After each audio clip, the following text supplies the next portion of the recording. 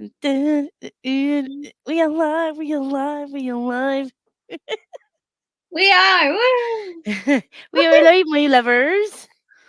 It Great. feels like it has been a while since we've done this because What do we do? I what do we do again? Who are We we? well, it's not the last. It's not been that long since we were on live together because, in case y'all didn't see it, we did an interview with our Verde. I mean, I will say, despite the fact that we haven't done this for a while, it's not like you guys haven't seen our faces. Like, Yeah, we were live on your channel for RR Verdi. I did an interview with Mark Howard on I Saturday. saw that. Yes. Like, we've been doing stuff, you know. What I will say though, hello, is Stop the anthem. Stop it, Tufty. well, I will. What I'm going to make a suggestion, right? Straight off the bat, because I know how we usually do these things, right? We usually like fully dissect a book, play by play it. Maybe we don't do that because I feel like if we do play by play of everything that happens, like plot wise, we're never coming off live. We're not. We're not. Ever. I think what we should do is like an overview of book one because, to be fair, even though it was a I say slower start, it wasn't a It was massively slower though. start. It was. It was. We were introduced to a hell of a lot in book one, and I will be totally honest. When I was first gifted this, I was gifted this by Hattie, bless her little cotton socks, and we were supposed to buddy read it. And for once, Chelsea, it's not you that bailed on a buddy read it with me. Did you import I started reading it, and I was just like, there's it? Freaking Jasiri, Kalen, there's a north, the south, there's who's he, West. what's this, and where. I was just like, I don't understand. I couldn't get my head around it. It was like, what, Chessia? What the fuck? And I was like, I put it Oh, down, it and is. then for ages, I was like, oh, I really want to read that, but I'm scared. And then you suggested it for this, and I was like, hell yes, Because it's been I sat on am my shelf for down. a while, you know, and like Yeah, same. I do also kind of agree. Like I looked at it, I got my copy, I won it from a giveaway that Matthew did years ago, and I was like, this looks great, but geez, it is a brick. And Seconds. never even tried to read it. If I'm honest, I was just like, this sounds really good. I'm going to get to it one day. And that's what I love about this book club is that I kind of pitch my I'm going to get there someday books to you and make you read them. And if I don't DNF them, we finish the series. Well, exactly. And it's just how it goes. And Tufton, you'd be glad to know, I did finish the book. We both finished it. I finished it about 10 minutes ago, but I finished it. And also the frustrating thing is that I was like stress reading it. The second book this is, not the first book. I have read both. I was stress reading the second book because I had such big plans at the weekend. I was going to read so much, and did I? Heck, I did not. I read a lot on Sunday. Gav's sprints was so helpful. I read so much on Sunday, but then I went, oh, I really wish I could listen to this while I drive to Manchester, and found it on Spotify. Kicked Jack off of his own Spotify account because we have a family account, so I can't listen to audiobooks. Only he can because he's the plan master, I suppose, or whatever. Kicked him off of his, kicked him off of his Spotify, and then literally on the last chapter, it went, "So you've run out of hours?" And I was like, "No." At my desk like this, like I will finish it. I will finish it. I finished it, but you know, it coming in Yes. hot always. I'm always coming in hot at the minute. I'm always cutting it close. I need to stop, but Oh god, yeah. So we've taken. I felt so bad because, like, I DNF'd the Inheritance Cycle, DNF Grace of Kings, and I was just like, please, for I the felt love of God, can we have a good series? And from the offset, like, I haven't picked it up since you DNF'd it, but I'm gonna finish it. I don't know when. when I started getting into this the second time around, I'll turn on the audiobook, and I was like fully invested from the beginning because like everything is so. Like, obviously, we start off like we'll just give an overview. We start off with like because you can't forget like there's Katria, that's the name in it. His mum Yes, that Katia. yeah, that she like we have this big like like face off at the beginning, I mean, it and doesn't then start off slow, does it? It like throws you right no, on in there. she's like Like she's running everything away is with the in kids, and flames. She's yeah, course, she's going dead fast. She's and going like somewhere that we don't know where. and she's with the kids, and then there's this guy following her, and then she turns around, and it gives you the impression that it's good versus evil, and like this big bad guy's coming after her. And that's the Yeah. impression I got at first, and I'm just like, right, Mm, okay, this big dark lord person's coming after her, and he's gonna kill her, and and it was just it set you up for just a lot of intrigue. And mm. then all of a sudden you're going into like years later, just Sarah's grown up and Sister Colleen, and just the amount of politics that we are Yeah. literally thrusting into, like Yeah. It's not it's very just long thrust upon us, like until we find out that like sorry about the loud siren if you can hear it. yeah. It's not long until we're kind of thrown into the mix of Josiri's all grown up. Him and his sister are living in the family home. However, it's not through their own choice and they're not allowed to leave. So I found that quite Yeah. interesting. The whole first book, because it is the whole first book, they don't really leave. They just, they can't. There's magic that holds them in place. They are obviously trapped. They're seen as traitors to the Tressians, who are Just because of what the the mother did. main empire. Yeah, well, family says a lot, Yeah. I do apparently. like the fact that you had Jasiri who remembered and was like very much on his mother's side, and Glenn who wasn't, because she was practically raised by her grandmother, wasn't she? So there was that Well, like it was her friend, sibling. wasn't it? Not her grandmother. Was Was it it her a friend? friend? I don't know. It Cassian's was friend. that long ago that I've read this. So Yeah. unlike you, I read Legacy of Ash on time. Why just leave now? You can just do it by yourself, buddy. But I did like the fact that like it's set up. They did it, even though we spent a lot of time. It did take us a while to leave, Mm, like the home. It needed that because it really did set up like the divide between Kalen mm. and Jasiri. And although there were siblings, there's still something there Yeah, between but them that just wasn't. they were They weren't really siblings in close. everything but like relationship, weren't they? It was Yeah, like blood and name, exactly. and that was it. And even Yeah. then, they didn't really massively see eye to eye. And as we go through, as we go through the story as well, like you just kind of see more and more. And I will say, Kalen was not my favorite character. Oh, I did find no. no, I did find her really annoying. I didn't Mm. enjoy that. Pretty much her whole being is she wanted to get out. And I get that, completely can understand that and sympathize with that, but she was willing to use other people to do that. That was the thing I think that kind of like turned me off her, because obviously the first instance she's like, I'm going to get married to this guy, and Yeah, that was. the only reason she was doing it is because in this world, when you marry up in caste or class or however you want to say it, you take their name. So she was going to lose her name of Trelen and take his name, which was Kiridan, which was quite high up in society, and then she wouldn't be like locked in this house anymore, and she could go to Tressia and she could do all these things. And she was, and again, I can understand it, but the idea of her character being so me, and then he Yeah. dies, and she then obviously she doesn't plan anything, but Victor comes into her life, and she's like, actually, I'll make this agreement with you that I'll marry you and take your name instead, and you will help me to get out of where I am. And it was just like that was her only thing, and I was like, I can't massively like you. Like, I'm really sorry, but I can't. I agree with Tusky. Rose, like, I do have favorite characters. Rosa was badass. I did love her, and I did like Rosa. I think the biggest thing as well about Rosa is that, especially throughout these whole two books, and I know we were talking about doing an overview, and no, I'm not, but this is chaos, and that's what I love.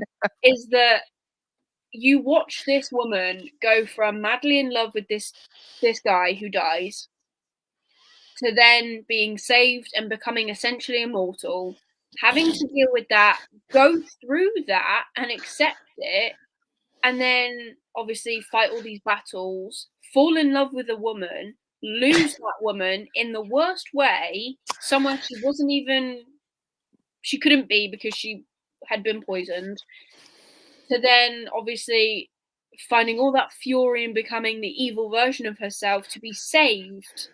And I think her arc was just so much better. And Yeah. that I can, get behind, and I can actually like feel for. But Kellen, I was just like, next. Honestly, whenever she was on, I was like, go away, go away. I think the The hardest thing thing is, as well is that in the first book, and this is why the first book. Should we do ratings? Like the first book for me was a 4. Was it a oh, 5? both are a 5 for me. We Right. didn't see. This is why we're so good that we didn't do freaking ratings first. So Both books are a 5-star for me. the first was 4 for me, and I think a big part of that was, one, didn't like Clem, and also two is because although there was a lot going on, that massive battle which took up the main chunk of the book was one battle. Like I know we're seeing lots of different points of view, but to me it was like, Yeah, but that was this is one epic. thing. It was, but I was like, yeah, okay, get it. Matthew can write very good fight scenes. I will not take that away from him. But for some reason, I wasn't as intrigued. The second book, I've given 5 stars because I was like, I just want to keep reading. I just want to keep turning the Correct. pages and find. Correct. All right, just I get there eventually. Just like I just I want to keep flipping the pages. I want to know this, all the stuff that goes on with Kalen in the second book made me keep wanting to Oh, flip the pages and stuff. Obviously, we can go back to that in a second. But like, I feel yeah. like the second book, because there was so much more, and it wasn't just one battle. It was constantly like battles, politics, battles, backwards and forwards. I was so much more intrigued, and I think that's what it was. For me, the first one got 5 stars because things happened that I didn't expect. Obviously, I knew going in it was like an adult epic fantasy, Mm, but there was so like it was the politicking that got me because obviously there was the big battle and I love battle scenes. mm. But what really got me is that I was really invested in the politicking and Abigail. What a queen! Like, I know she's a bad, but I'd have to say, Matthew has done something incredible with the fact of how much I am like, who the frick do you root for? Seriously, especially in the second book when it's like the Hadari against the Tressians. Who like I wanted everyone to win. You can't have everyone to win because there were parts of everyone that I liked. I didn't like Abigail, but I could. The thing is, like me and Matthew kind of had a bit of a conversation on Twitter about this, Mm, but kind of like non-spoilery conversation. So to anyone who hasn't read the book was just kind of like, what the fuck? But it's right. He was what he was saying. Like Abigail did what she did because it was her way of yeah, helping her people. Like mm, she did it like for the good of everybody. What she thought was the good of it for yeah, the good of everybody. And in her mind, she was doing the right thing. hmm, So even though she was screwing people over, she was getting people murdered. Like she and was, arrested and yeah, tortured. yeah, everything. She was doing everything bad, but in her mind, it was for the greater good. The Um, greater good. the greater good. And you could kind of understand that, but also I hated her doing the bad things to the people that I grew to care about. So manipulating Rosa, Big dark. like like fucking over, like getting getting him killed. Just like why getting her own flesh and blood like kill? Why? I just. Yeah, but he was gonna go marry a wench that she didn't want to have in her family. Like, there are probably plenty of people out there who wish they could do. I'm just like, but then another arc of I really really liked the I keep forgetting it. Why am I so shit at names? Her daughter's name, what's her name? Seveka. Yeah, Seveka. Savaka. I can't pronounce her name. Her I can spell her it. arc was her arc was good because Yeah, she went into being like, although you knew from the start that she didn't really agree with what her mum was doing. Um, she did kind of like follow her mum, and then all of a sudden she was just like independent woman, and then she yeah. broke away from her mum, and then she did kind of make herself an outcast by like Taking the Pasang. giving up her mum's surname, which you know why would you Which want I to become get an though, upset me? because like again, it's something that people do, to get away from parents and bloodlines and heritages. Like I can completely understand. I like that we saw more of her in this book. I was a bit. I don't know if thrown is the right way to say it. But how we finish the first book, and obviously when we meet Sevika, she is like a party girl. She's doing whatever she wants because she can. We watch her go through and get stronger against her mum and take her on, and then we're a year, so there's a year between the end of the first book and the start of the second book, and then Savaka and Rosa are in a relationship, and I was like, did not see that coming, and I could have been oblivious, which is very possible. But at the same time, I was like, I don't see the correlation. Like, to me, in the first book, it was very much like they were very good friends, and that was it. Yeah, well, kind of. There was no like kissy scenes or anything. There was no kissy, but obviously, making the eyes and all that. I think within that time period, like Savaka did have a massive like character arc, and I get why she wanted to drop her mum's name. I do, I really, really do. But to become an Upsanic, it kind of made her more of an outcast. It made her life a bit more difficult, and it was. She, I know she did. She did the. She did the best. She did the best. I understand why she didn't want to be like known by Kieran anymore, because Abigail to everyone else was just like a heathen of a woman. Do you know what I mean? Yeah. But I also did it the one time I really wanted to slap Rosa upside the head was when she was just like one of the times, but the time that I wanted to do it the most was when Savaka was like basically laying it out to her, and she was like, "I want to be with you, and I don't want to be a secret to you anymore." And she was like saying to her face, like, "But you're an Upsanic," like. But at the same time, like I wanted to slap Rosa because because it's like, I get it, man. I get it. Like, I'm not highborn or anything, but maybe if I was, then I would also do the same thing. But at the same time, I think it just kind of goes to prove that as strong and independent as Rosa comes off, she is still at that point bound to the will of what her uncles and everyone else wants. Like, she's not letting herself have what she wants. And I think that's really prominent in that part, because it goes on and obviously she becomes better and she decides what she wants and takes what she wants, which is so much better. But it's just the start of it, really. But I do like Rosa. I do think she is I don't know who else. Kirkus, I will say, if I had to pick like an all-time favorite character, he's amazing. He's just babe. Love him. Or Anastasia. Yes, I the thing is, right, there is one quote, not one quote, but there is just like a quote that I have written down, which I don't do very often, and it's just Kirkus being like, "I should have brought the plant pot," and it's just that whole relationship, like he's calling this person who could probably smite him plant pot. All right, plant pot, and she's like, "My name is not plant pot," and he's like, "All right, plant pot." I love it. It's a term of endearment. It's a term of endearment. Well, we are friends, are we? Moana the Hadara Princessa, it was my least favourite. I liked when she was on her own helping Rosa, but otherwise, I didn't. I don't know if she's my least favourite. Sa, yes, Sa.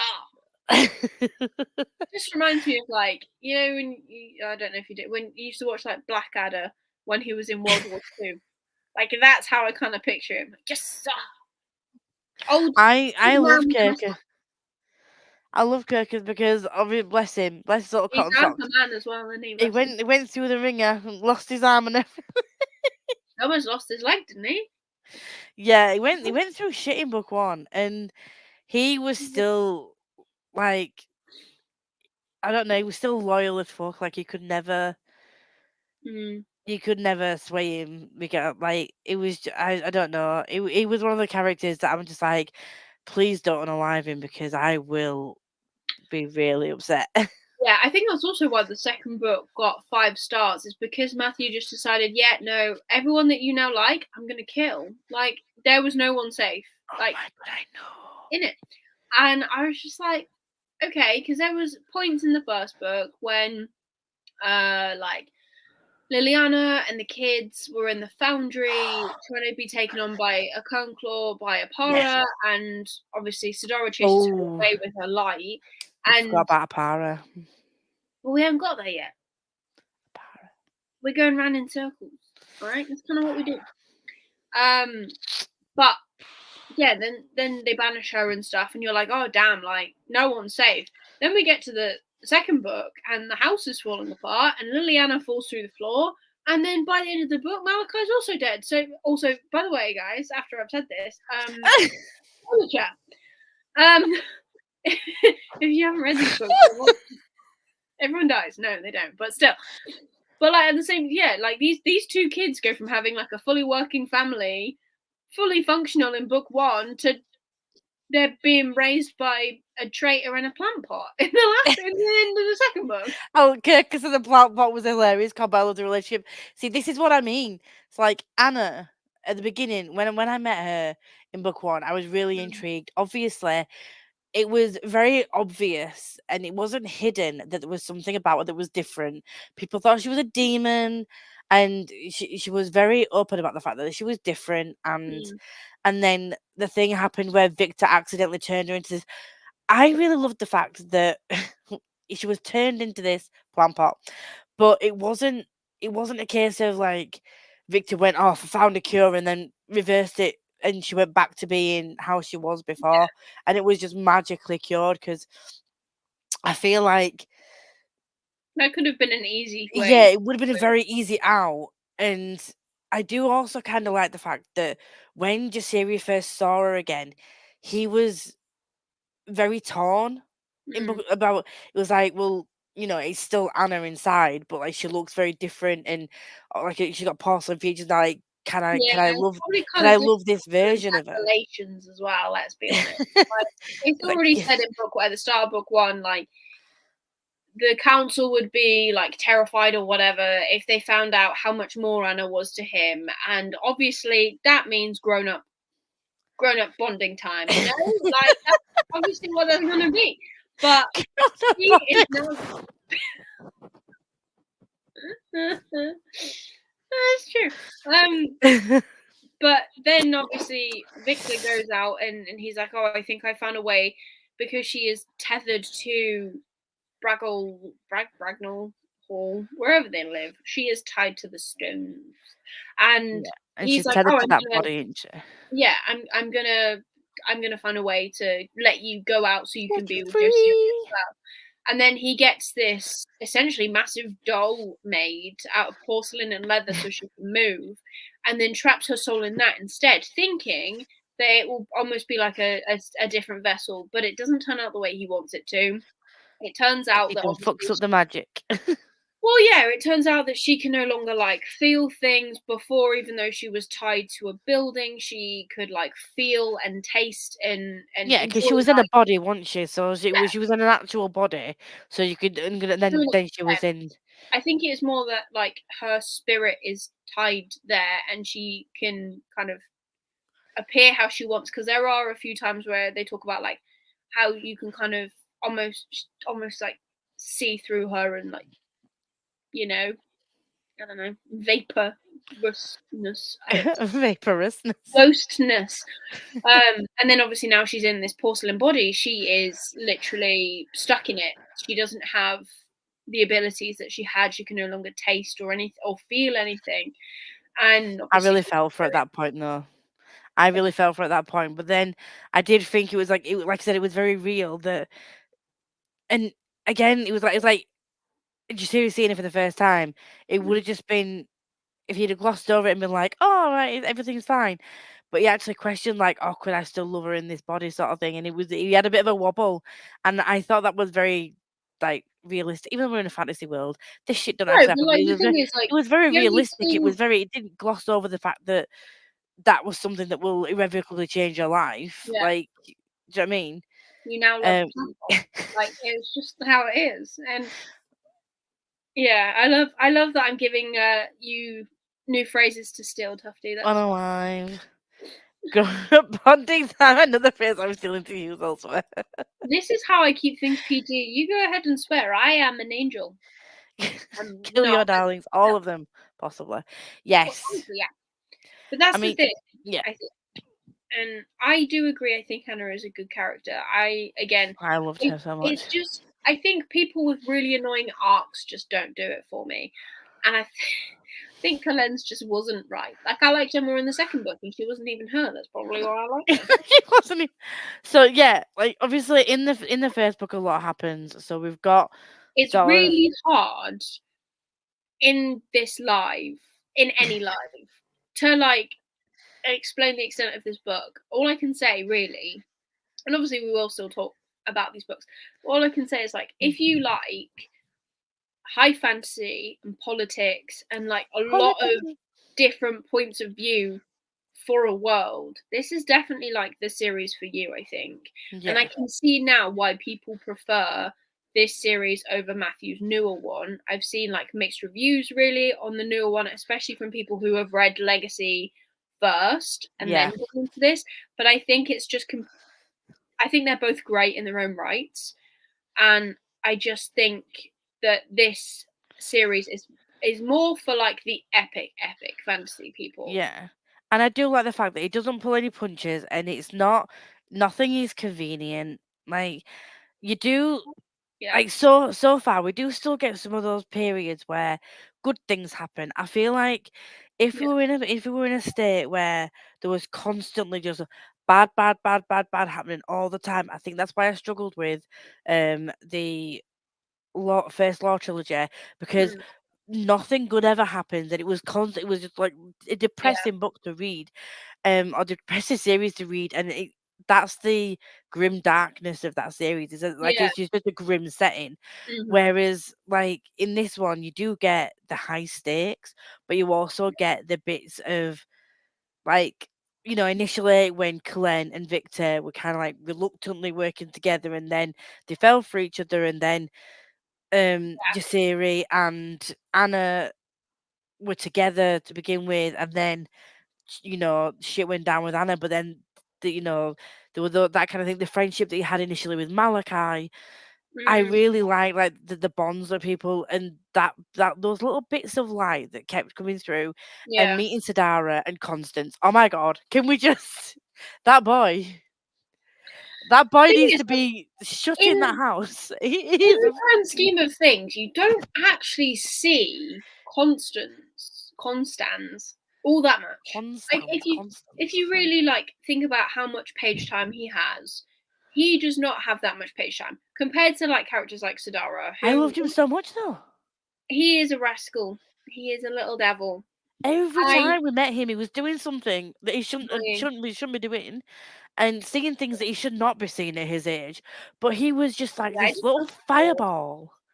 Like, Yeah, and I would you think with a knife under your bed, child? I mean, Child?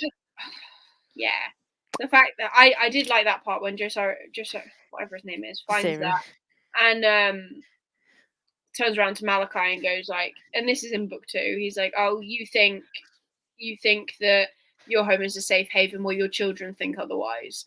And I really liked that. And obviously, just to backtrack a little bit, this is because the Kernclaws broke into their house and tried to kill Rosa, and all of that bad stuff happened.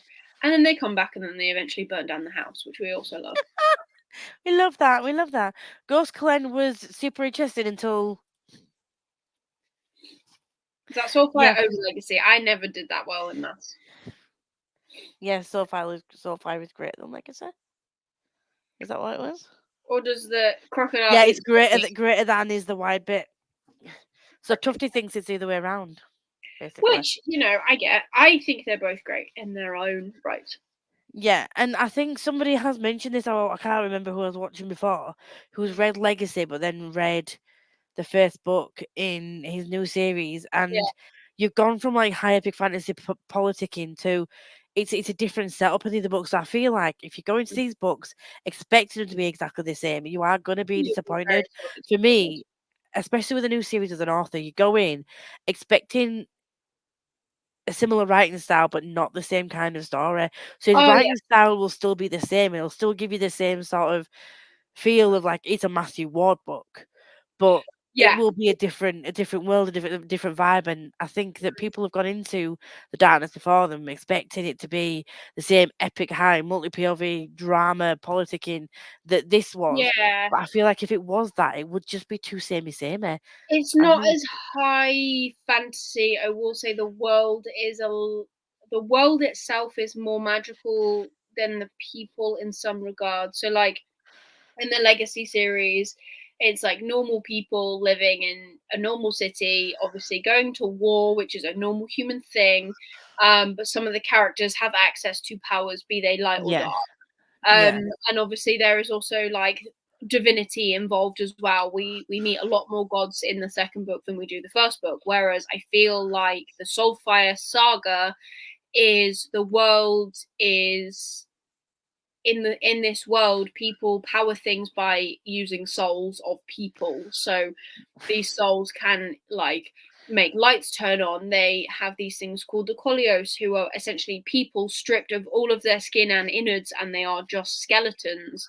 And they are trapped souls who have wronged, and they will serve their time in penance this way. And that will be to guard houses or to guard people or whatever. They're very strong and very magical in themselves as guardsmen.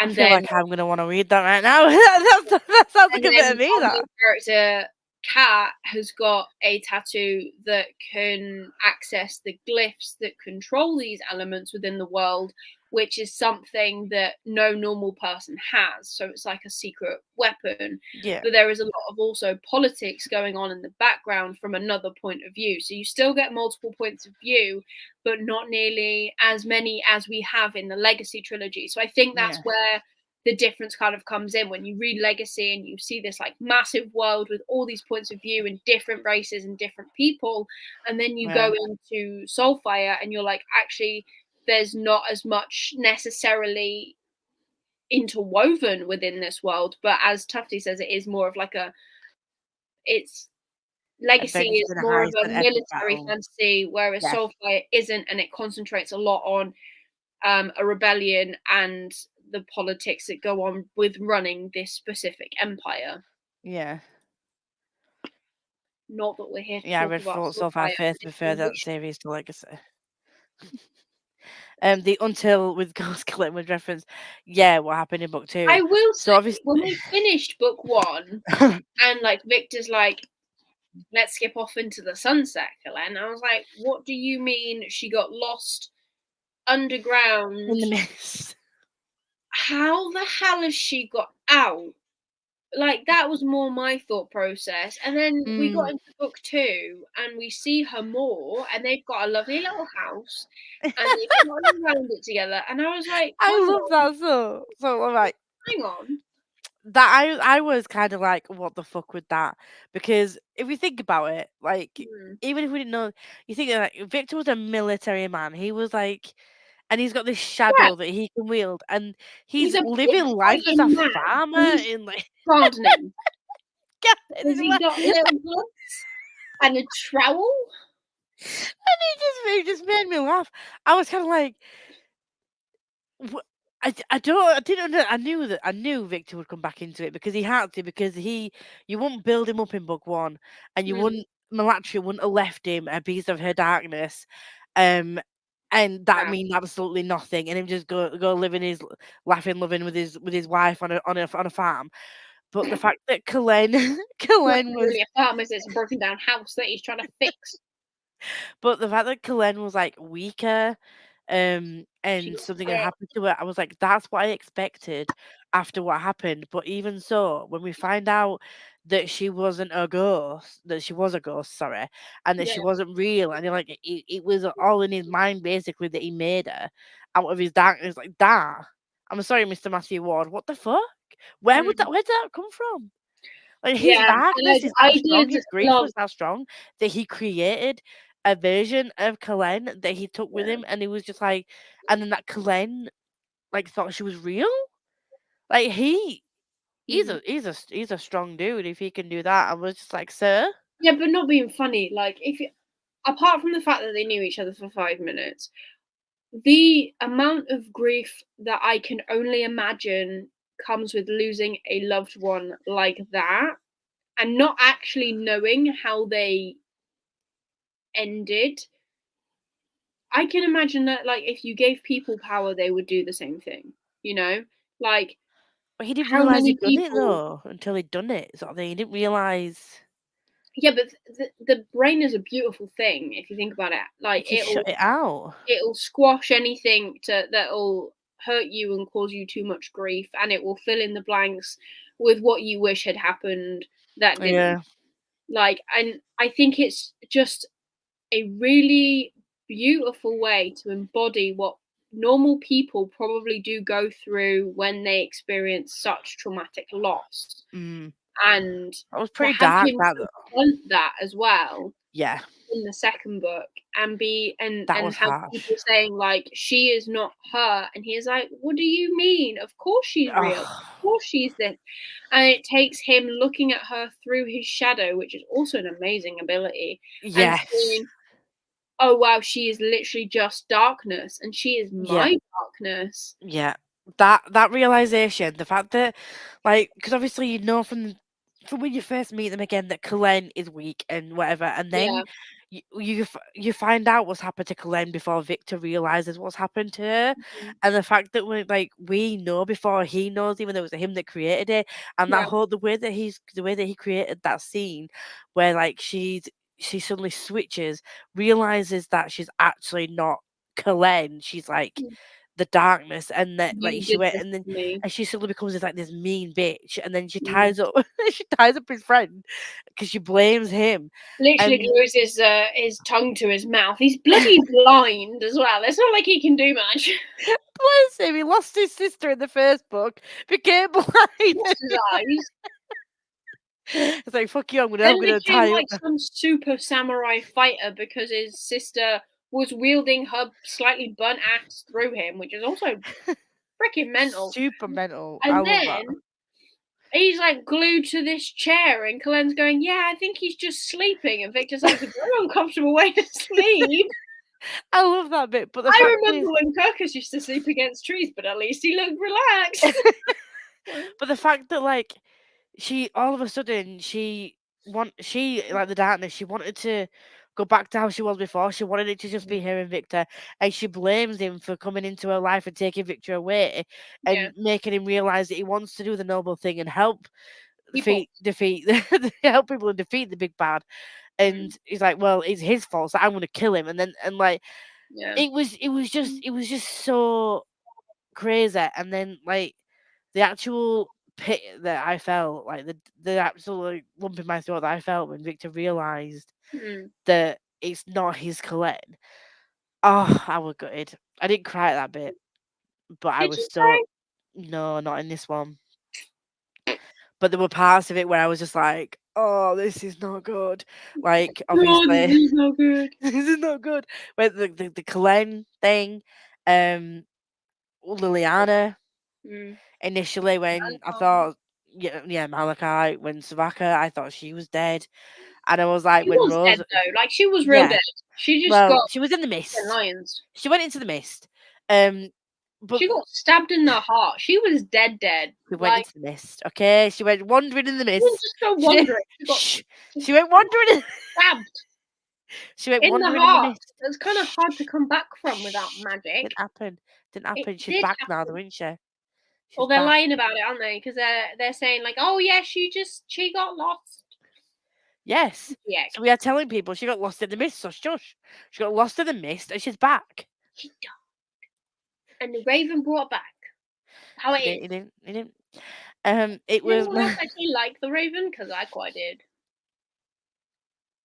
I did. I loved the Raven. I did like Oh, Jack. God. Oh, if you listen to the audiobook at the beginning, Didn't I listen will. to the beginning. I listened to like from halfway until the final almost chapter because that's when it cut out on me. So did you hear Jack's voice? You would have heard Jack's voice, Creepy as but heck. that gave me the way that she did Jack's voice. There was a little croak. Yeah, that bit.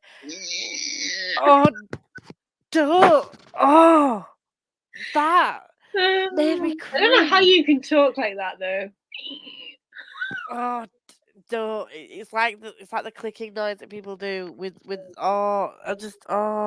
I don't know how she did it, but she made Jack the And creepiest voice ever. I hated him so much, and every time he came into the picture, I was just like, please don't talk, just stand there looking creepy, don't talk. you He will was. see me again. He's awful. I Stop found it. my calling.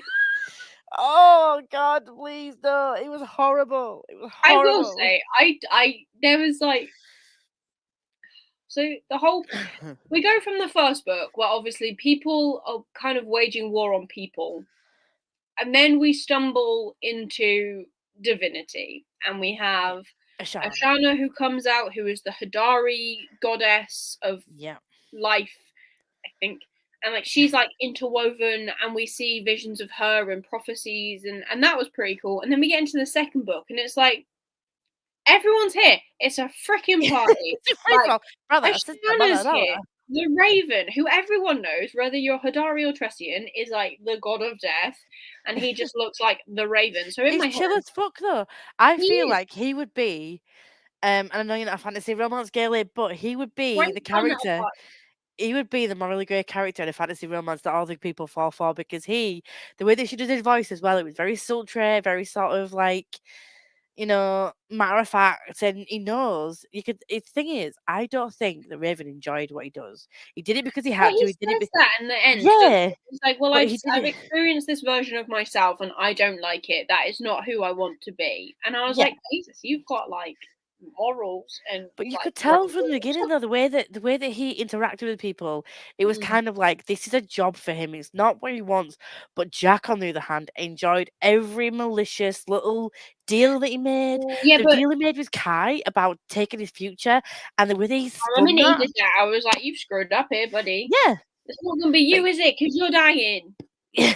What future have you got? No. Ashana took your future because she gave you her fucking light, and you're losing it. Yeah, you've gone and lost it under the couch. Like, how dare you?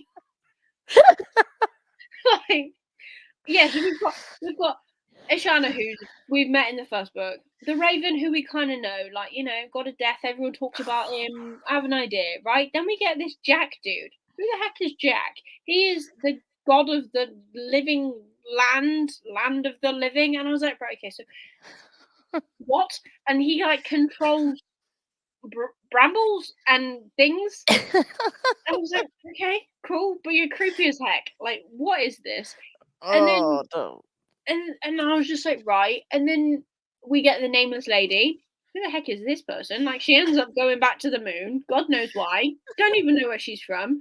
And she's like, oh, well, I'm beholden to my dad. I'm like, brilliant. Who's your dad? This old man who just talks. I'm like, I don't know why we're praising you.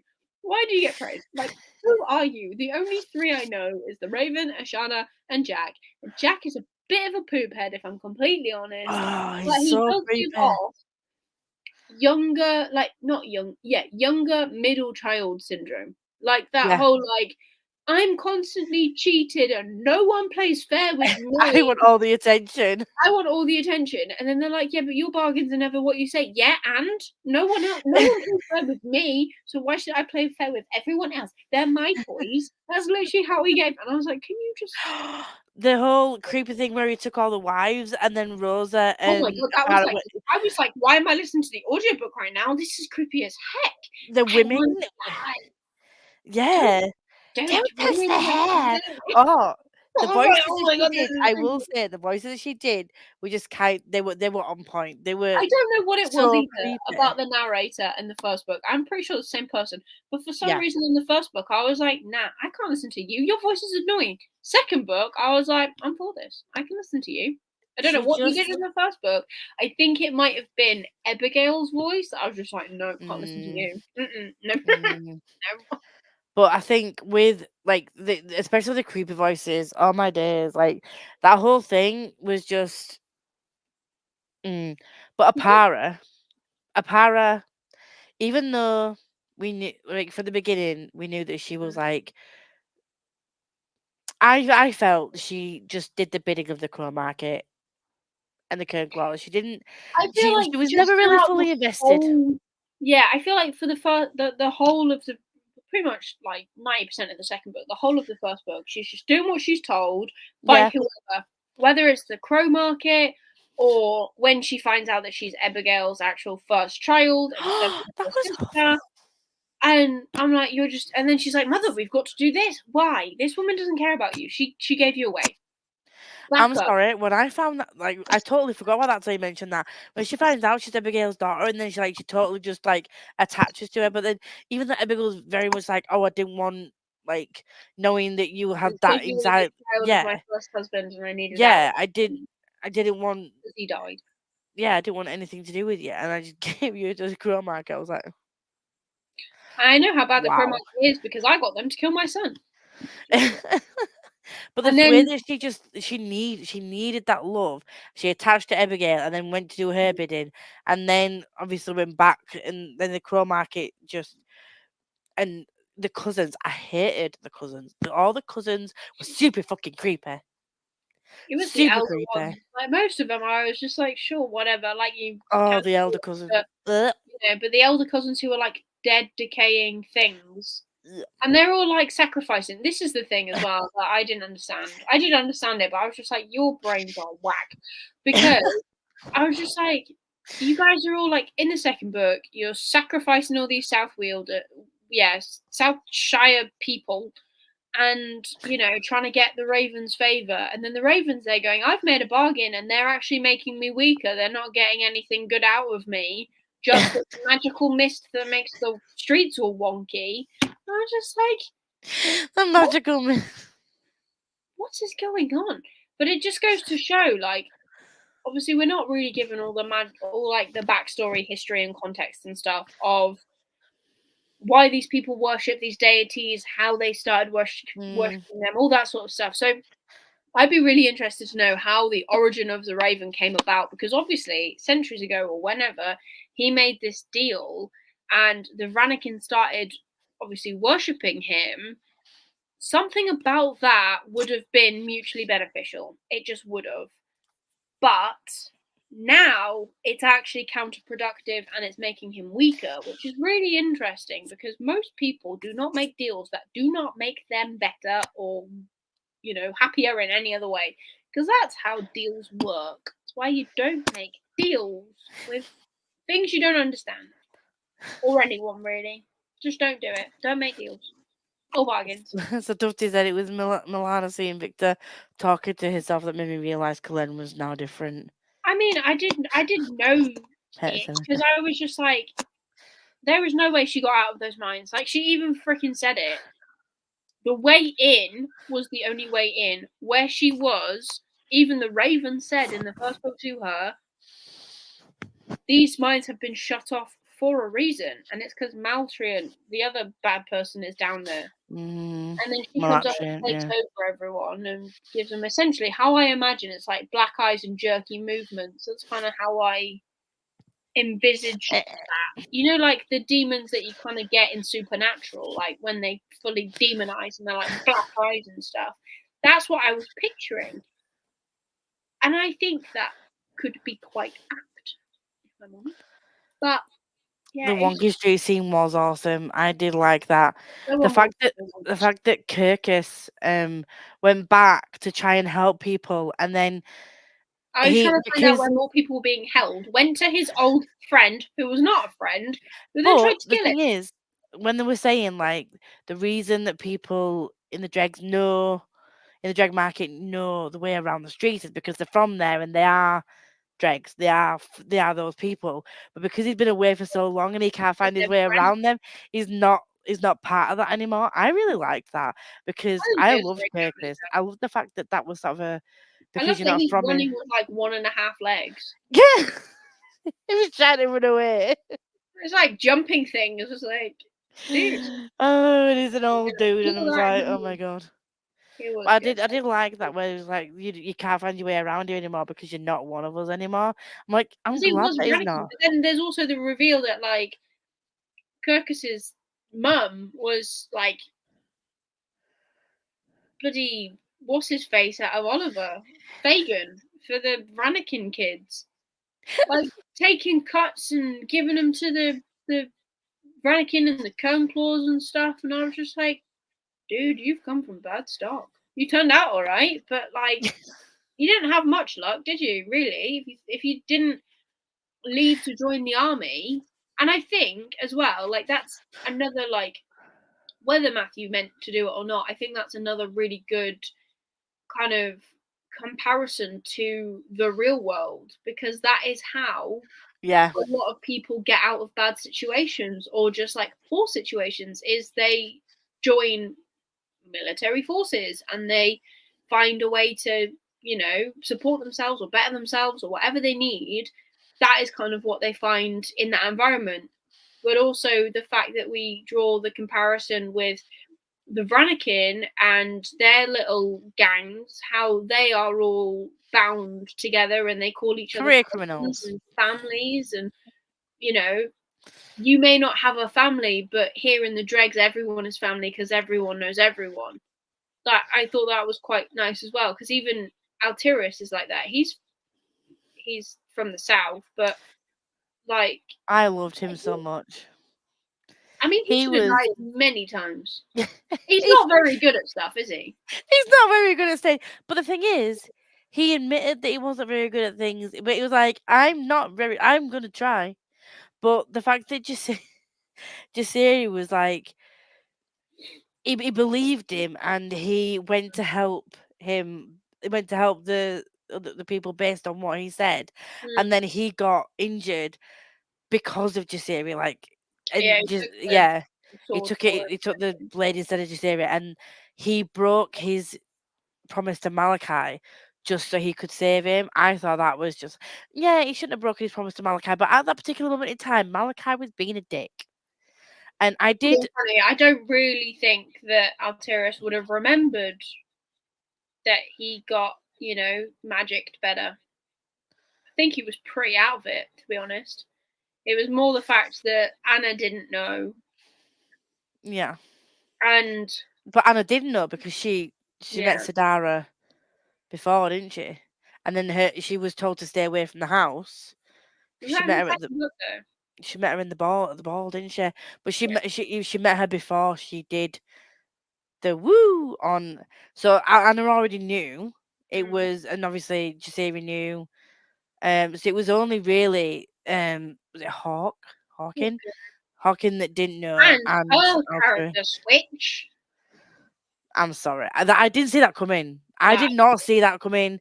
I thought that she was like the loyal servant, and she was just kind of like she was gonna be one of those people, do you know, like in you've always got like the loyal help mm, that like sneakily help the kids and try and keep them out of trouble from getting like trying to stop the parents finding out. I thought yeah, she was that. I no, did not see it coming she was that she was evil, actually evil. and she So tried to well get. done to Matthew Ward for keeping that a secret, like Yeah, and and I just liked digging it how out. when it came about, they were putting the pieces together, and they're oh well, obviously she was never in danger when the chandelier fell at the ball because she was there, so she must have done that. We always thought there was someone in the household who did it, but no one would ever have suspected her because she is obviously a loyal servant. Mm. And then obviously she takes Sidara to go and marry the Raven. Raven's trying to marry Rosa, doesn't want the child. That's weird, people. And then obviously threatens Everyone's fucking Constance. weird. And I was just like, dude, like, She was so. She was so. I feel like they'd got into her head. Like they'd got into her head the same way that they tried to get into a pirate's head, but a pirate was never really one of them. She yeah. was never really happy about what she was doing, and I feel like Hawking was the same in a Mm-hmm. way. But then she kind of like I don't know. She was she was a bit of a shock. But we were talking about Sadara. Mm. Speaking of Sadara and Alteris, their Mm. little friendship that was just like Friendship. I yeah, No, no. I didn't like Sadara at first in the way that she used to refer to him as a South wielder. I wanted to Oh, crack I her didn't like upside the that. head. I was like, come I on. was just like, why are you being a bitch? Like you are kids and he's trying to help you train and you are like, yeah, South wielder. I was like, bitch, if you're my child, if you were my Yeah, but child, I I'm also think Scifier, because but she refers to Joe Siri as like uncle, I was like, why are yeah, you like it just felt very much out of character for yeah. her. Now maybe it is because she is a teenager, he is a teenager. teenagers are weird when they, come into, I a, don't know. you know, Didn't other make sense. I sexes don't that know. they're attracted to, or just in general, they kind of put them in a group and they become evil. I don't know But, because she knew that Anna was different as well, and Anna was different, and she really liked Anna. She wanted to see more of her. yeah, Like but you I said, think she she'd had like a accepted your kinship with series on. Anna because Anna is, Mm, magical, and Sidara is magical, and Magic. he is just a teenage boy. I don't know. I don't. Anyway, I'm glad they ended. She ended up realizing that she was being a bitch and that she could be Yeah, nicer and that they were actually friends. yeah. And I really do like that. And the fact that they were just helping each other and he was very quickly very loyal to her and I loved that whole friendship. And she did Mm. grow on me when she realized that discriminating against him because he was a South Wales was not nice. Just because he was Um, born down south doesn't mean there's anything wrong with him. They may but talk also to him. but also her mother, because Anna has not. Anna was always very like sarcastic and like you said, a dry sense of humor, but Mm. she never posed any danger. Yeah, She never gave Liliana a reason to think that she would purposefully put her daughter in danger. And but yes, I get that. I she get looked like a plant pot, and she yes, was but I possessed with get magic. it. Yeah, but I get that Liliana was raised. I don't care. I get that Liliana was raised in like was like quite religious and stuff, but She was destined to be a serene. but the fact that she was just constantly a bitch about Anna until The religion does crazy things to people. We know this. but she did a full fucking 180 when she sorry for the swearing, but she did a 180 when she brought up like Yes, all but she had at to the do is same like time, save her but daughter to prove she I wasn't a get it. demon.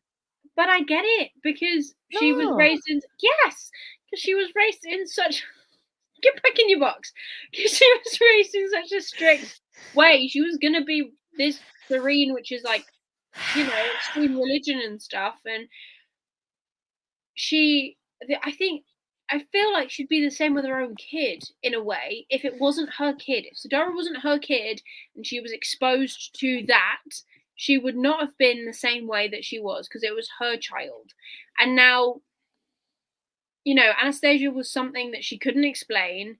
The explanation she was given to her was blasphemous because there is no way that she is from the heavens rather than the hells, to put it bluntly, and that is why she refers to her as demon. And then because of that, anything she sees from Anastasia, she was like, "Well, no, you're a liar, and liars are not good for my children. They're going to put my kids in danger." And that is where it was. And then because she used that magicalness that she has, she and saved Sidara, yeah, from Yeah. the drug meat and stuff. That then changed her perspective. And I get it, because that is something that can happen. But the Extreme thing is, emotions can do that. You're wrong. I understand her being dubious about having someone magical around her daughter with the way that she was Mm. brought up. I would understand her being a bit because obviously she knew that if people found out about Sadara, she'd get taken away and used at the foundry, and she didn't want that to happen. She Yep. doesn't know Anastasia. She didn't want to trust her. I understand that bit, but there was no reason. She wasn't given any reason to believe that Anna would be nasty, She is mean a to Sadara. walking porcelain doll. But She must she look her creepy actions, as she'd not hell. done anything. She'd not But done she didn't do anything. anything good either. She had But she done, didn't but she was immediately how like, can "You're you a even put demon, him stay forward? away from my daughter." Like in no way, shape or form had Anna done anything demonic other than being who she was that would make Liliana feel like she was going to be a harm to her daughter. She'd been around her daughter by themselves, and Sadara had come to no harm. They'd been at the ball, she'd been around it, and her They daughter didn't, had been but fine. Liliana didn't know about the ball because they were outside. She was Still, crouching by the Simarica, whatever they're called, the metal thing, making it work. Liliana didn't know about that. And also, not being she funny, was a I think bitch. I would be the same. You'd be Probably. a bitch. I am a bitch. I don't know what we mean about in the future I could be. I am. But it is your child. Yeah, and I understand not wanting her to come to harm. I just don't. If Anastasia and if Anastasia And had whatever it is. had done anything prior to like actually knowing what Sadara was and stuff, if she was known to do some things that were irresponsible and you know she was seen to be a bad person, and But I she could, was seen to be a bad person. She no, was no, no. the If she'd demon that done things, haunted Dragoncourt. That the was the the thing. the invited Jasirian and he was from the north, so But mm, he was trapped there with magic. Anna is made with magic. yeah. I think the way that she viewed her was right. Well, I'm gonna stop I'm gonna explaining. mute you. If you're not listening, my opinion is just as valid as yours, even though yours is wrong. I just think the dramatic way she was very much like, "You're a demon, stay away from my child." It But I should have think hurt the whole Sadaria in some way. thing is nothing to do with Anna or what Anna has done. It is the stories that have come back from the south. Because before Mm. Josiri and Anna even turned up, it was just hearsay, and she was the one that was tied to this building, and that is how I would view it. And then she turns up looking like a freaky doll. No wonder she was like, Victor did. "Stay away." It was Victor's fault. Yeah, but Liliana didn't know that. Well, Leave she her needs alone. She to dies. open her ears instead of her mouth first and Leave find her out that alone. She dies. Victor. She gets her face clawed by a quernclaw, and her kids are orphans. Leave her alone. She's got a lot. She's got a lot of sadness. That woman. So we're moving on from the fact that she was a bitch at the beginning. I did like the fact that she did sort of come round to the idea that maybe Sadara does need to train and Constance should train and maybe have some kind of be a lot. And I get that a lot of shit that she did was out of fear, but when she ended up being like the mother that stood up for her children and she went and fought on their behalf and stuff near the end. I liked her at the end. She was like Yeah. mother sacrificing herself for her children. And I did sort of like get a lump in my throat at that bit where she was just yeah, she just sort of headed straight into danger to Of course and the she did. same Because all she cared about were her kids. Not a bad person. She's a good person. but on Oh the my god! I didn't actually realize how attached to her it was, and now you're making me argue her front. I'm like, I like her. I ended up liking her, She's a but good woman. the big thing at the end of book one that was an overarching thing for the whole of book two was Malachi making a deal with the Crow Market to get rid of Abigail, and we've learned from the very beginning that he has been twisting things in favour of the Crow Market whilst he's been first counsellor. Yeah, he's also trying not to do too much. He does try not to do too much. I do think though at times like, I understand again that he didn't want his didn't want his family to get hurt, so he was making these decisions because he didn't want the Crow Market to come and hurt his family. And whenever he defied them, they did something to make him like, we can do this to you. Like next time it would be a family, and they were really like evil in that respect. But it really did kind of break my heart to see that the friendship that him and Jasiri had built in book one and how close he'd gotten was kind of being damaged by the fact that he had to make these decisions, and you could Yeah. tell that he was very torn with the fact that he didn't want to lose his family, but he didn't want to give the Crow Market too much of a say in what happened, Yeah. um because then he would just be fully controlled and everything would go in their favor and it Yeah. just wouldn't have But been it wasn't fair. meant to be him because the deal that he made, he was like, "I will be a sympathetic ear," and then he was going to make Victor first counselor, and then Victor skipped off into the burning Just sunset be a farmer. with a ghost woman that he'd made up to be a farmer on a hill. Like Victor ruined it. Just Victor ruined it. did ruin it. Victor did ruin it. If it But wasn't for his imaginary wife, we might have been in a completely different place. it did break my heart a little bit, like to see him stressing about this. I'm glad that he did tell Liliana, and to be fair to her, she was, although she didn't agree with what he'd done, she was sort of very much with the head on being like, okay, So you have to give them what they want, but don't give them too much. So she was kind of there to support Yeah. him, which I Yeah. really liked about their relationship.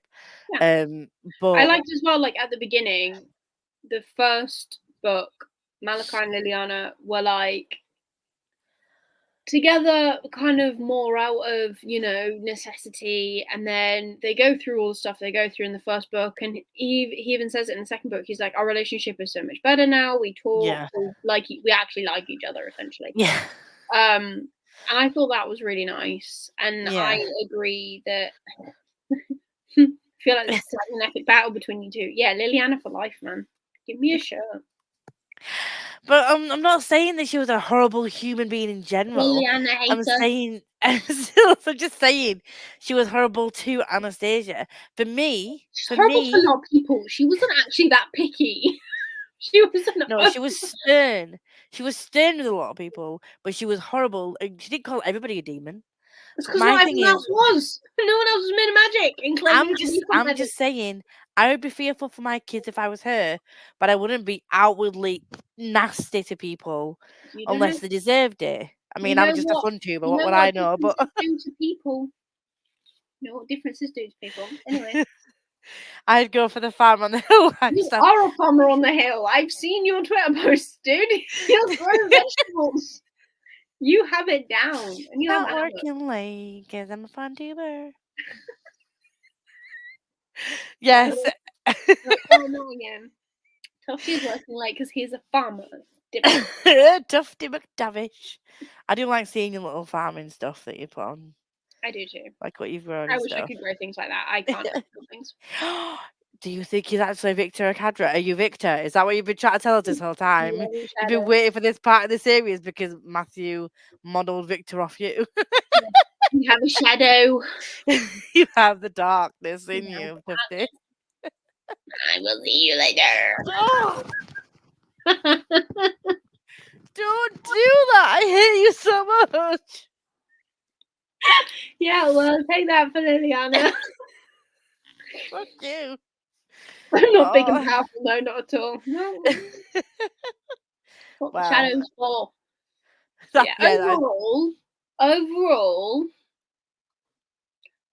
I like the second book better. I feel like more happens. And I actually do think as well that the second book does not suffer with the classic middle book syndrome. I feel like there's even more I'm stuff so glad for that. that happens in the second book than in the first book.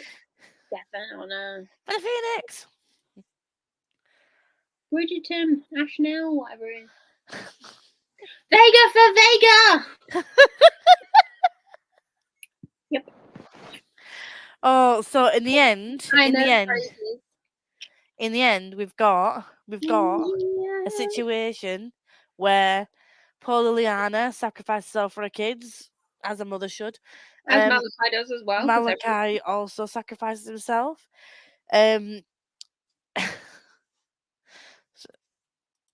can you tell Netflix to this afternoon to pull out some of those fighting quotes? Yes. Lamp pop. I will never not remember him being like, I should have got the pom pop. Can say Bridgerton. Brigantim. Yeah. I can't say Brigantim. But the war cries were just another level, and everything. There's a lot of them though. Hey, Yeah, it was just like, who are we chanting for now? everyone was fucking on it with the Who's war who? cries. Who are these people? I'm just like, please. I mean, so what did you think of Milana in the end? I'm still torn. I do like her. Like I like what she is striving to do, especially with the whole. There is also a section, no trying to overall this, but like there is a section in the second book where we find out one character is not actually a dude as they portray themselves, they are actually a woman. And it all comes out, and I kind of love and hate how naive Milana is, in the sense that she is told by this character, like, oh really, have women never been allowed to fight? Do you really think that that's how this is? Do you really think that families are just constantly sending their sons when they realize that girls might have it easier, or they're more, you know, fodder than anything because they don't want to send their sons off?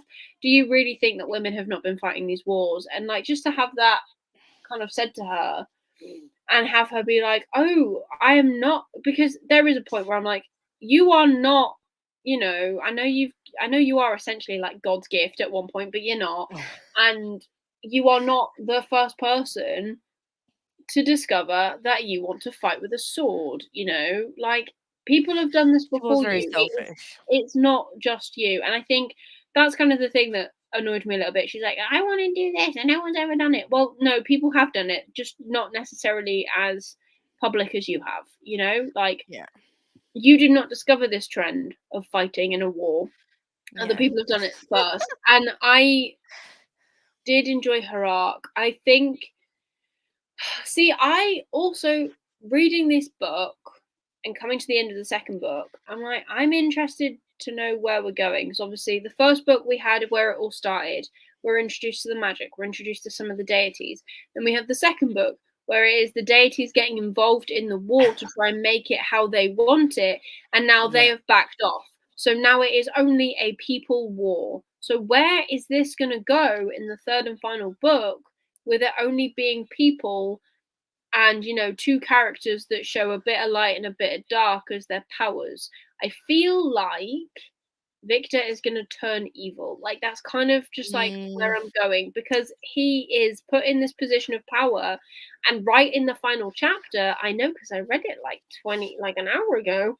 Um, he is obviously there going, I want to convince Josiri to how I'm thinking. I could do that, and then Josiri comes around to his way of thinking, and he's like, well, did I do that, or did he just come to the right choice? Does it really matter? No, it doesn't, because my way has happened. Like we've He's gone gonna the be an way I want. Abigail, isn't he? I just feel like he's gonna get consumed with the same dark that Kalen was made up of, and Rosa kind of was falling into. Like I just, you know, when you just kind of Mm. feel like someone's gonna become the big bad evil. I feel like he is gonna embody human evil. Yeah. Just And the first one, Abigail, was the technically as well as the Hadari. Like there was in Kai they were the big bads, weren't they? So we've yeah. got rid of Abigail, we've got rid of Kai, and the thing with Milana is, I think that I think she's it's this naive. typical thing where unless you know the other side, you Mm, you think that you're right. So as far as she's been told, mm. she's on her mission to get rid of the darkness that's inside these people. That's what she's been Yeah, told. That's what she believes. And when she finds out that she's been lied to, she doesn't just blindly follow. She yeah, questions. She then questions her father. She questions Ashana.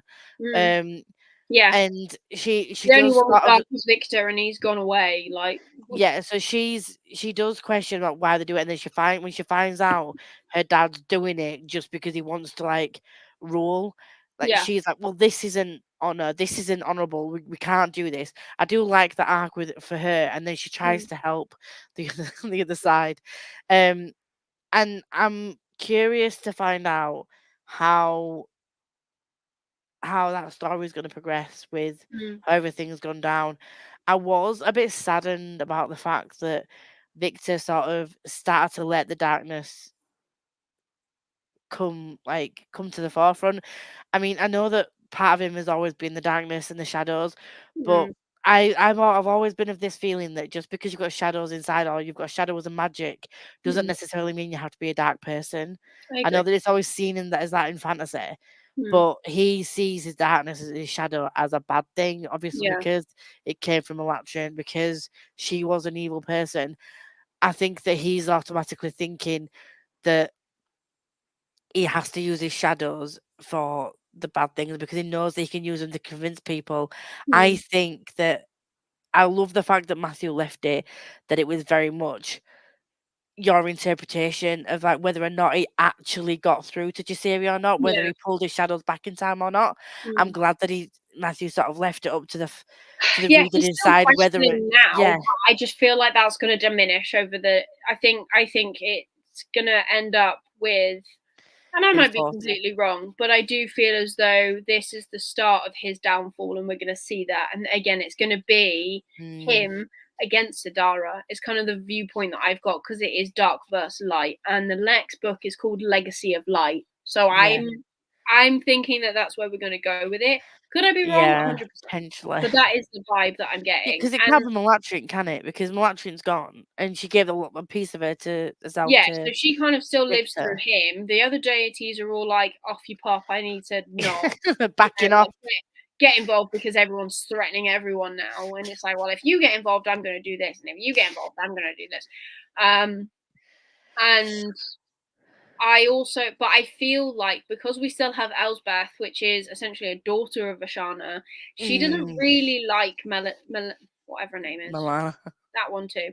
Like, you get that she for some reason had this very strong bond with Milana's father, which by the end of it I was like, dude, what's going on? It's a little bit weird. And then we get to a point where we're right at the end of the book. Kai is dead. He has given Elsbeth one task: take this sword back to my daughter. It is thrust at this poor girl who's just lost her dad because this creature is annoyed that he sent her off when knew he was gonna die. Weird. I just feel like I don't know how that's gonna come into play, but also because she's made of light, I feel like that's gonna come into play. I don't know whether that's by her like somehow getting a revenge killing on Milana somehow, like she kind of gives me the like, oh no, she fell down the stairs vibe, but I pushed her, Yeah. I think she was it's very like, jealous of the fact that Kai had chosen Milana as a person to follow him, and Elsbeth was very much all there for Kai, was she? But yeah, she she's did, like, she I did, will she be with didn't. you until the end, and he's like, no, But that's because she was let me trying die. to heal him. Like I didn't get that I relationship. mean, But he even said it. It was even no, she even said that to him. Sorry, that she could continue to heal him, but it wasn't going to last forever. Like, it wasn't like the be all and end all, fix it. It was yeah, essentially putting a band-aid over a leaking hole that was going to just keep leaking. that was And literally her father died. yeah, and He was leaking he was all the light. he was having tremors and all sorts, But that is my prediction for the third Mm, book, is that it's gonna somehow become Victor against Sadara against Elsbeth against Milana somehow. Para. Oh, she's just like doing what she's told now. She's back to doing what she's told, and she's not a crow court person anymore, Ranikin anymore, is she? She's all set free, and she realizes Yes, but the shadow that she thought Victor had that was stopping her killing people was actually, funnily enough, her conscience, because she knew it was bad and wrong. So we'll see where that goes. I feel like she will just become, I don't know, like maybe more of a side character in the sense of like I think the only way that I can see forward, and again, 100% could be wrong, the only way that I see her getting pulled back into stuff is when Savaka gets pulled back into stuff, because I feel like she will go to battle for Savaka because that's her sister. oh, yeah, Then just like making trouble. yeah. I did that again. Yeah, so my thoughts were, because we don't close the loops on everything, obviously we now know Sadara and Constance, bless them, are orphans, and Jasiri has like adopted them and will be looking after them. I think that I think there's going to be a time jump. I don't know how many years, but it'll be enough that Sadara is probably going to be teens and She coming to already a kind of point. is there now, isn't she? No, like later teens, like Oh, yeah. older. 19. Yeah, like closer to like becoming an adult. Um and it will be that, I think it'll be another jump where we'll see how much of an impact Victor has had on the council. Find out. And because I haven't read the blurb of the last book, and I'm not gonna read it either, so you can read it if you want. But I don't I wanna. will read it to myself now, and I'll tell Yes. you if there's a time jump. And I think you're right. The only person that could be the darkness now would be Oh. Elspeth or Victor or both. So, reading the blurb, Don't want to know? Is it is very vague. okay. I don't think it's a time jump because it says, for the first time in many years, the Trestian Republic and the Hadari Empire are at peace, which is where we're at now.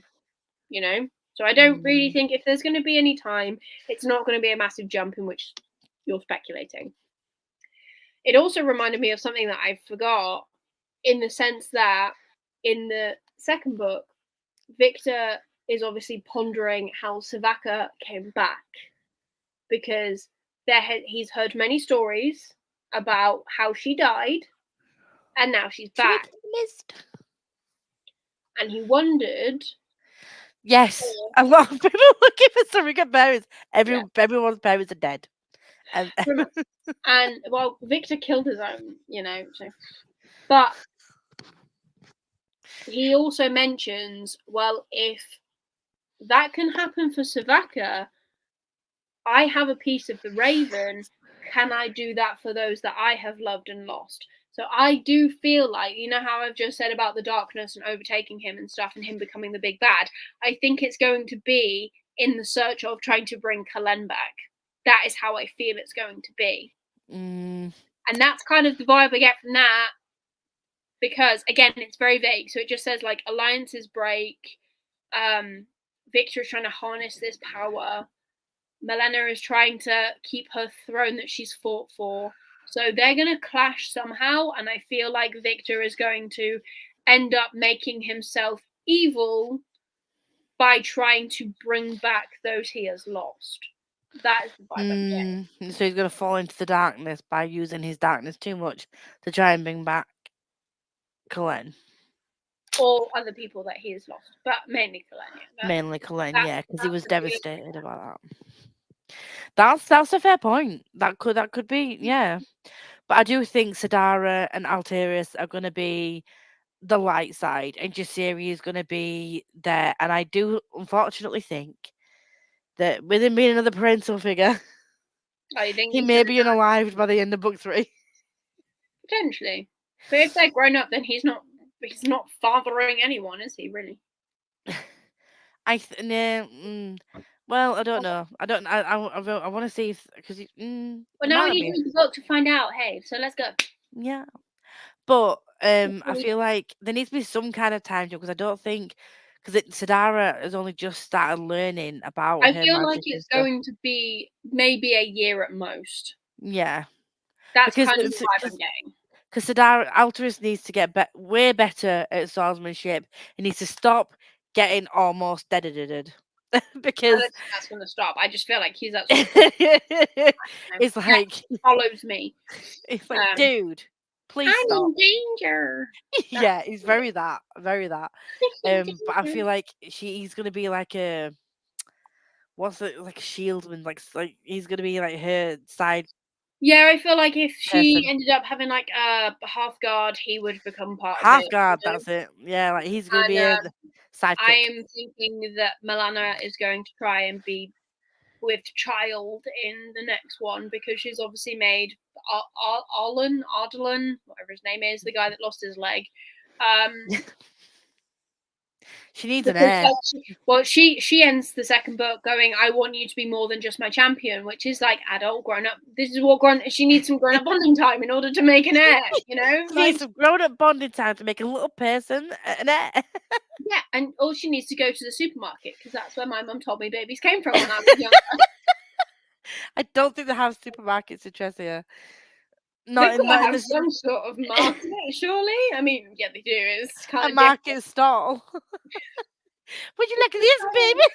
Would you look at this, baby? No, Tufty, it's not that. It's grown up bonding time. It won't be on page either, because, and I do kind of think I do love this about Matthew, because I freaking hate romance and I love it. It's like, no, you just assume it's there. Just assume that these things happen. All of a sudden, Melena is with Child. Maybe that's what we're going to jump to. The guy that she acquired in book 2. She acquired the male part. Maybe she's going to have the grown up bonding time between books. And she's going to be with Child. Fade to black for the win. Yes. I don't need you telling me. Thank you. That they have grown up lovely time. You just need to insinuate, and I can put the pieces together. I am a grown up. I get the what's it called? The ins and insinuations. The ins and outs, the ups and downs. Birds and bees. the Although back and that doesn't forth. happen. I don't really know why it's Um, called the birds and the bees. so that was our weird, wonderful life about. If Well, Matthew sees I this, he'll just be like, feel "What like the we fuck are better these to two kind of on?" like brush over everything because there's so much that happened. These books are 700 plus pages long, guys. Like, Yeah, I can't tell you everything that goes on because honestly, we would be here for hours and we're already here for like almost an hour and a half. And you know, you guys have lives and we have lives, and I you haven't can eaten see what yet. they're putting down. We're picking up what They're they're putting definitely down. putting something down. Putting someone down. I Yeah. love that. But yeah, I really hope that Matthew ever sees this and be like, these bitches, they'd be crazy. Like, I don't know if you've done his book any justice, but what I would say, if you do like epic world building, epic plot, fun characters, morally grey characters, some characters you want to yeet off a cliff, some characters Characters you that you absolutely don't know adore. who to vote for because like everyone's Yes. kind of bad, and also the Yeah. covers. Like, I don't have the first one to hand, but the covers are pretty. The covers are pretty. They The will second, fill the a third one, multitude of prompts: dark, animal, weapon, and blue. also some great writing. His writing style is generally just I do really easy agree. to read, despite these being absolute chonkers. And I if you read get my the tiny ones, they're really floppy. they are floppy. The only downside is there's no audiobook to book three, and there's I did not gonna be. notice that. I was like, oh, Lisa's gonna struggle. I'm gonna be on the struggles for this last book because I think it's the biggest, and We'll start now. It's fine. I'll just have to chip away slowly because the big ones hurt me. Do you know what I mean? Like, Yeah. they hurt my brain. Um. But So the next yeah, live will be on my channel. yes, and it's probably gonna be in a It'll few be in weeks. it'll be in September. Like Yeah, some we'll point get. in the second, third week in September. Because I am gonna be Yeah, honest, I'm gonna need time. I'm gonna I say need more towards the time. end of September because like September is my birthday month. And Yes. that's not the whole reason. But I also go away for the first time in a long time in September. So for work, not for lols. but also, um, within that, in the month of September, we need to read this. But we will also for October and November, for September. So, because Legacy of Light is to be read now, potentially Yes, for the for live in, yeah. So September, October, and November's actual books are going to be the Chasing Grave trilogy by Bengali. I So can we read we this guy. we both need to read Legacy of Light and the first book in Chasing Grave series. Um. So we can have the live for Legacy of Light at the end of September and the live for Chasing Graves in October. So we have lots of And then reading the to do. second book in November and the third book in December, but we will not be reading a book in December unless Yes, we've we will take it a break from reading a book in December, and we will be. Is oh my god, we're gonna have to start thinking of books I've to already read for started the next list. year. Don't worry, I've started a list. If you guys have any suggestions as well, like let us know. But Yeah, we're we happy like to do standalones the, as the well. But only stipulations really is if it's a series that needs to be completed. I don't yes, want to be doing no cliffhangery stuff, or the final book is coming out in 25, so yeah, we can work it around that. That's yeah, scary to say. We'll be in 2025. I don't like that. and also we don't mind a standalone because we read Sword of Kaigan, and you We did a know, study in drowning. the Study of Drowning, so we don't mind. It can be indie, it can be trad. We try and Um, do a mixture of both because I feel like yeah, that's the fairest, and also yeah, because like either we read old series of traditionally published books, and then we read maybe slightly newer. I got hiccups, excuse me. Or we read slightly newer slash older indie books because I feel like because there are less constrictions on indie people, they write a lot faster or they've true. published a lot more. So yeah, let us know. We love that. I need to think of more series though. I think I've written one down because one of my backup series was Legacy, and we read that now. So, So I will put a post up on the Twitter where people can comment what they would like as a series or and as a next book, and then when we've sorted out the schedule, we will post the schedule for next year. But yeah, the next series is Chasing Greys by David Bengali, And I all know available for on certain audio. that the first one is free on Audible. Correct. Accessible. So yes, I will thank you to everyone who joined us. I can see that 4 people have been on and off all evening, so thank you very much. And we will see you next month on Chelsea's channel, where we'll be talking about the finale, and hopefully it won't have made me cry. It will have. Bye. Bye.